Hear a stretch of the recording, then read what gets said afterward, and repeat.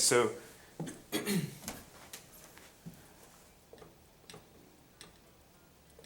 chromatic scale. Do you understand what that means? What a chromatic scale is? I know chromatic means kind of like in order. It's in order. Well, sort of. It doesn't necessarily mean it's not necessarily referring to like an order of anything.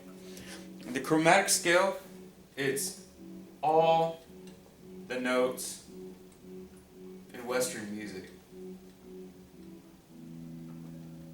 In our case, this is applying specifically to the guitar and to the bass guitar.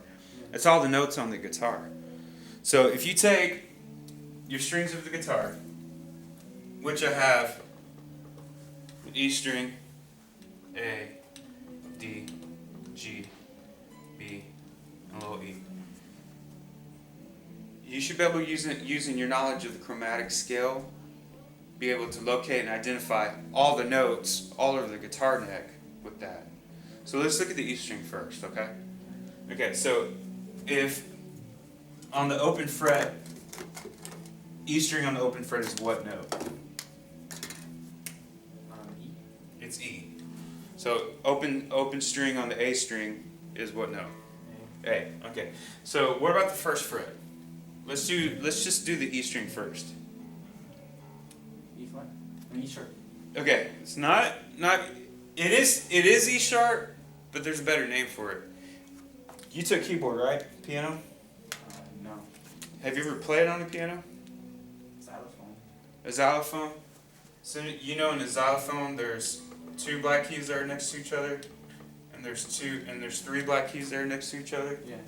And between the black keys there's white keys. And then right here in between these two and these three, there's no black key right here. Mm-hmm. You with me? Yeah. Okay. That's because this is E and this is F. In between E and F, there's no flat or sharp in between. Okay, so like on the piano, these two white keys, it's E and F is right here, and then over here it's B, and then starts back over at C. You recognize that from the xylophone? Yeah. Okay. It's So first thing you want to understand that E and F are like they're only a half step apart. So there's no sharps or flats. Technically, there's nothing in between E and F. Same applies to B and C. So the first fret on the E string is going to be what? So F. F. So you want to commit these to memory. So the faster you can commit these all to memory, the more freedom you're going to have on the guitar neck. So if the first fret is F, what would the second fret be? F sharp. Very good. And F sharp, we'll come back to F sharp in just a second. What would the third fret be? G. G. Now, sharp indicates it's a half step above F, and so this is going up, even though it's kind of, you're looking at a guitar. What's another name for F sharp? G flat. G flat. Okay, so you want to commit this to memory. So, continue. What's after G? G sharp. G sharp. What's another name for G sharp? A flat. A flat. What's the fifth fret? A. A. Sixth fret? A sharp. A sharp. B flat. Excellent. Seventh fret? B. B. Eighth fret? C. Excellent. Ninth fret? C sharp or D flat. Excellent. 10th fret? D. D. 11th fret? E. No. D sharp. D sharp? E flat. Excellent. 12th fret? E. Okay. So now you understand the chromatic scale. If I say, what fret is the G on? G. On your guitar, on the E string. 3rd. Where else can it be found? So if you look at where the 12th fret is an octave above the open string. So I just go in reverse, which would be 9?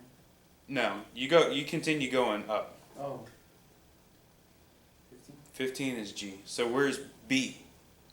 G would be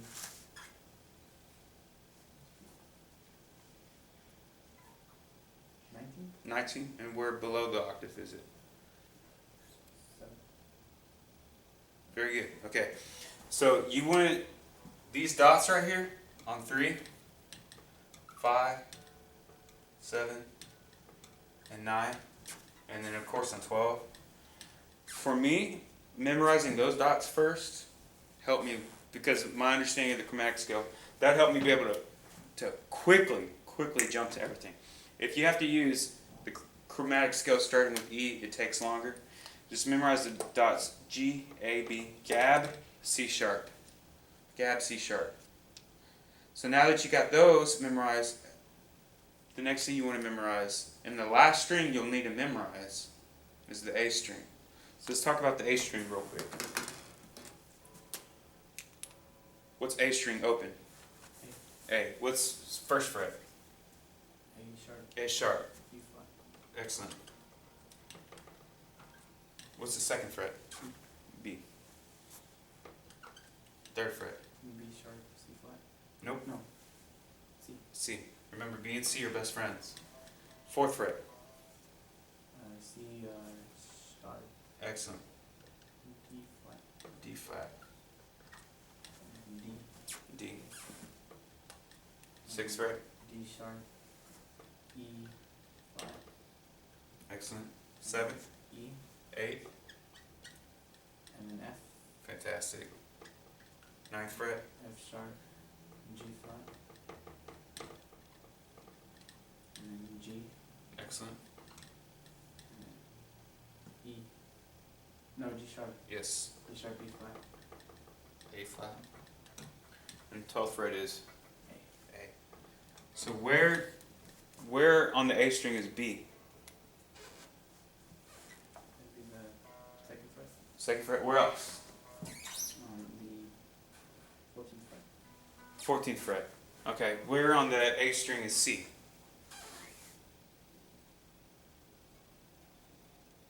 Fourth fret? Or the 5th? No. Third? There you go. And where would it be on the above? On the 15th. 15th. So if you memorize your dots on the A string, you got C, D, E, and then F sharp. C, D, E. So your dots on the E string are Gab. Your dots on the A string are C, D, E. Now that you know that, I'm not going to have you memorize the other 4 strings, because there's a faster way. Once you have these 2 memorized, there's a faster way of being able to identify the notes. So here's the rule with your D string. Your D string, you can find any note on your D string if you take the notes that you know on your E string and add 2 frets. So if this was A, then that means this would be on the 7th? Absolutely. That's A. So on the D string, where would A be? On the 7th fret? 7 and... And on the 19th? Perfect. 7 and 19. Okay, so now you know all the notes on your E string. You know all the notes on your A string. So here's how you find D. If I know the notes on the E string, I'm just going to add 2 frets, and that's going to be where the note is on the D. So G, for instance, what fret is G on the E string? 3rd. So on the D string, it's going to be 5th fret. And where else would it be on the D string? On the 19th? So that's G. So if I say G, you're going to go to your E string, you're going to play G, play it both places on the E string, you're going to play it both places on the A string, if you have that fret.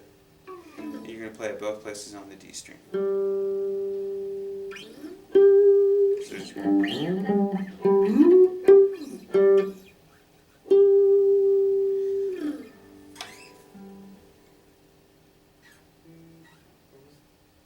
So the A string, that's the one you got to memorize that way. Yeah.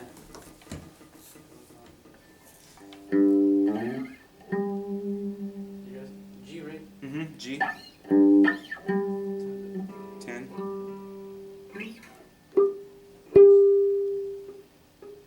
Which we don't have that fret, but that'd be the 22nd fret. Yeah.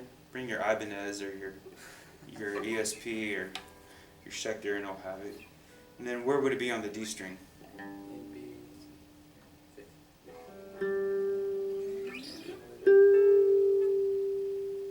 You use those dots, match those dots. Okay. G string, same thing. It's the A string but plus 2 frets. So if I say play C on the G string, we're C on the A string, find the C on the A string first. Isn't it the 3rd fret? On the A string. Make sure.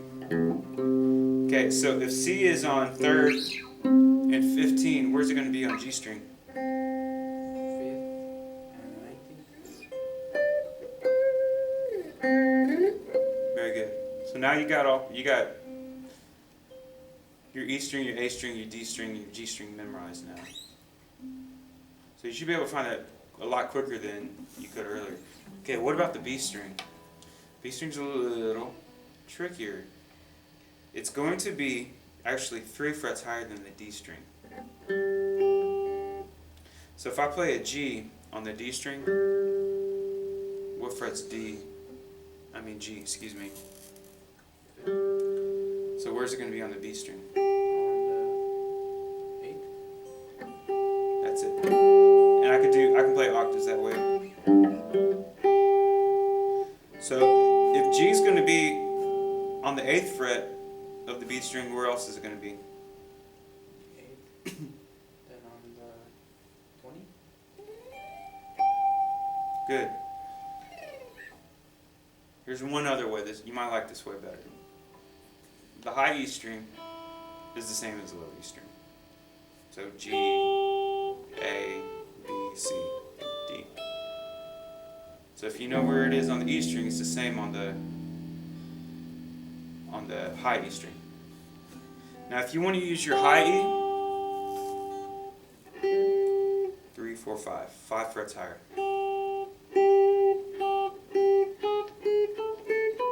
If you want to add 5 frets to that. So here's the application. If I say F, you want to be able to play F on the E string. You want to be able to play F on the A string.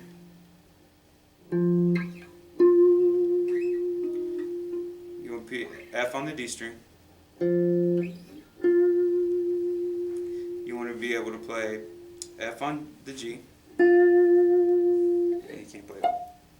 You want to be able to play F on the B string. And then you want to play F on the E string. That's the quickest way to find all the notes on the guitar. Yeah. And using that as a reference to look at your interval.